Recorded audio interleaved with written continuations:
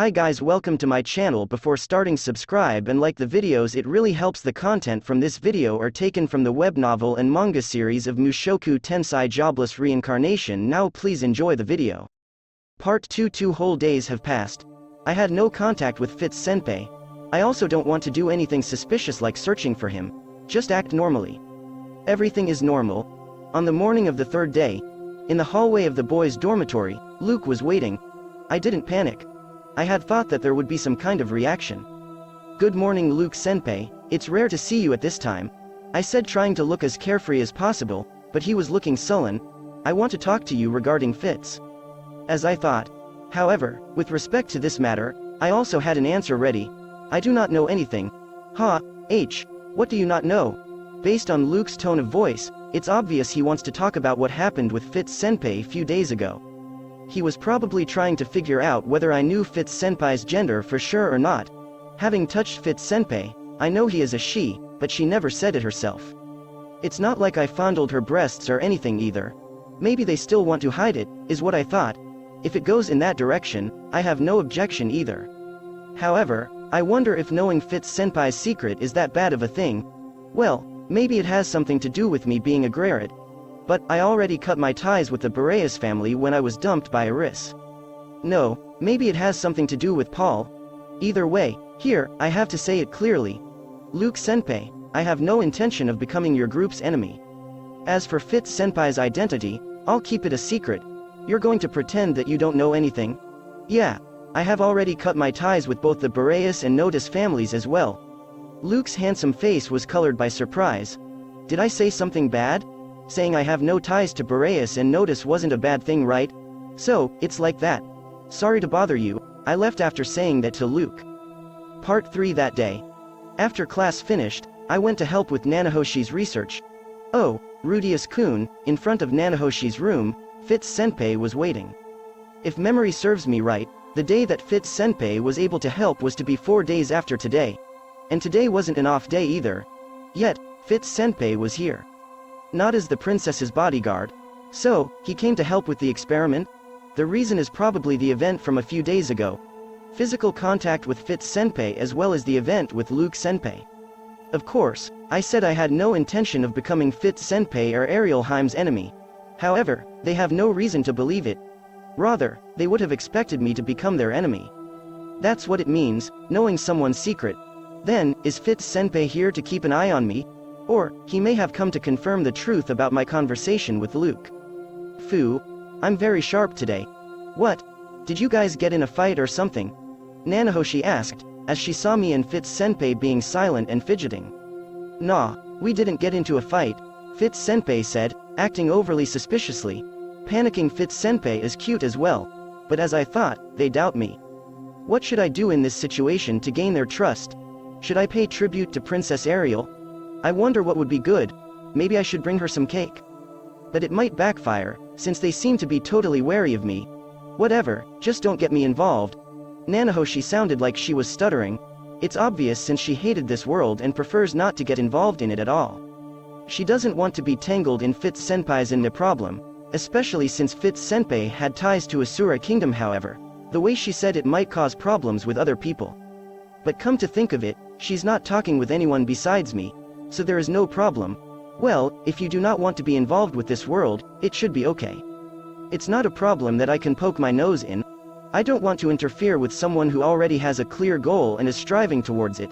However, I can say that since she is just drawing magic circles all the day, her communication skills were dropping. TCH, the experiments that were usually carried out while I talked with Fitz Senpai or Nanahoshi were being done in silence today. From time to time, I heard Nanahoshi clicking her tongue. Nanahoshi's experiment was finished in that awkward atmosphere. Good work, Nanahoshi's tired voice announced that the experiment had finished. Today as well, there were no results. Part 4. As I thought, on the way back from the experiment, there was no conversation between me and Fitz Senpai. I wanted to start a conversation and act normally, but what should I talk about? I have a feeling that if I open my mouth, something like, "Let me see your boobs," will come out of it. While I failed to think of a single topic, we reached the women's dormitory. As we got closer, it looked like there was a disturbance. I saw a crowd in front of the entrance. Did something happen? I have to take a look. Fitz-senpai said, and ran away quickly. She looked impatient. She might have been feeling uncomfortable. I'm waiting at the same spot when, after a while, Fitz-senpai came back, half running. What was it? It seems that there has been a fight, and they fought using magic, and there are holes in the walkway and the ceiling, so the rooms on the top floor are unusable. It was awfully monotone. So I took it to mean that the one of the people who fought was Ariel. She did not look like someone who would pick a fight, but maybe something happened. I see, that's very troublesome. Yeah, so you see, it seems Ariel-sama's room is unusable. Since I was living in her room as a bodyguard and slept there, nay. This explanation smells fishy. Ariel-sama is staying in the house of one of the nobles in the city for tonight, but since that noble hates elves I am not allowed in the house, nay. Fitz-senpai is very bad at acting. From her completely monotone voice, and the setting of this story, I wonder what she is hiding. No, wait. She doesn't have a room to stay in? So, it seems the guys in charge of repairs will come in tomorrow, but I have no place to stay for tonight. Oh, that's not good. Shall I go and fix it? Since it's just fixing holes, I have enough experience and should be able to do it. I try to propose a plan like that. In my adventurer days, I had fixed several roofs and walls, so I definitely have the experience. Make bricks with earth magic and assemble them using earth magic and mortar. Since I know how to do it, I can at least fix Fitz-senpai's room in an hour or so. Not that I have any ulterior motives like wanting to look inside Fitz-senpai's room. Fitz-senpai's face twitched. You see, the third floor needs to be repaired with anti-magic bricks, and they arrive tomorrow, so it can't be done tonight. Is that so? Did she just make that up on the spot? Yeah. It's weird for anti-magic brick to be broken with magic. It sounds like a joke. Rather, after I asked how that happened, he came up with the excuse, the anti-magic bricks were probably weakened by rain. I am too sharp today. And there is no way they would let a boy stay in the girls' dormitory, right? That's right. I don't know what to think about this, but let's shelve it for now, as there are circumstances. For now, let's say it would be troublesome for me to enter the girls' dormitory. Well, you see, Rudeus-kun is living in his room alone, right? Yeah. A probing gaze. What answer would be correct for this question? Now that it's like this, would you like to stay in my room? The bed above me is always empty anyways. Since we are pretending Fitz-senpai as a boy, I'll treat her as a boy. So, I propose this suggestion in consideration of that fact. A kohai having his senpai stay over in his room. It was something like that. There are no ulterior motives of any kind, like attacking her in her sleep, nothing erotic like that. It will only be to the degree of smelling the blanket Fitz-senpai uses tonight. But, I am sure Fitz-senpai will refuse. Staying in a boy's room is probably bad, no matter how you think about it. Well, lending my room to Fitz-senpai and me staying in Zenoba's room would be the best option. Her scent will still remain. It's okay. Really, then it'll be in your care for tonight. Contrary to my expectations, Fitz-senpai agreed with a happy face. I am puzzled. Immediately after that, I realized, it's monitoring. Tonight, Fitz-senpai is going to keep an eye on me. It's possible that something else besides that event yesterday happened to Arielheim and that I'm now being treated as a suspect. So, in order to stop me from doing anything, they will have Fitz-senpai keep an eye on me. That kind of arrangement is possible as well. Thinking about it, that might be the reason why she came to help with Nanahoshi's experiment on a day she usually would not. If I think like that, though I don't know what happened to Arielheim, letting them watch me for tonight shouldn't a problem. Well, I'd better fetch a change of clothes and a pillow. While saying that, Fitz-senpai went back into her dorm. My room isn't messy, right? Part 5. I led Fitz-senpai back to the boys' dorm. Fitz-senpai entered the room filled with tension. Please, have some tea. Oh, thank you, yeah. Fitz-senpai said with a red face, I'll be leaving to teach Zenoba and Julie magic. Would you like to come as well? No, I'll stay in the room. I don't want to get in your way. I see. Though, if it's Fitz-senpai, I doubt Zenoba will have any objections. Isn't he here to watch me? No, it might be because he wants to search the room. Well, I don't mind him searching my room, since I don't have anything that would cause trouble for me if he finds it. Some laundry has piled up, but it's not anything troublesome. Then, I'll be going. I head to Zenoba's room. While teaching earth magic to Julie and building the red dragon figure with Zenoba, my mind started wondering. I'm thinking about Fitz-senpai. With that said, I'd get excited having the girl I love in my room. But no matter how I think about it, the scenario is that I don't know about Fitz Senpai's gender. In other words, Fitz Senpai is staying in my room as a boy. In order to monitor me. He is alert. I told Luke that I have no enmity towards them, but he probably considered it lip service. And, apparently I had greatly changed the balance of power in the school this past year.